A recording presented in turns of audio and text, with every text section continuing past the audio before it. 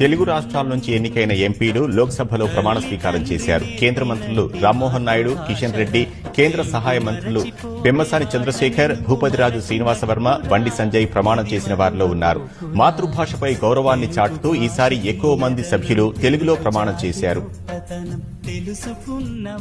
రాష్ట్రం నుంచి కేంద్ర మంత్రిగా ఉన్న తెలుగుదేశం ఎంపీ కింజరాపు రామ్మోహన్ నాయుడు లోక్సభ సభ్యుడిగా ప్రమాణ స్వీకారం చేశారు. మాతృభాషలో ఆయన ప్రమాణం చేయడం ఆకట్టుకుంది.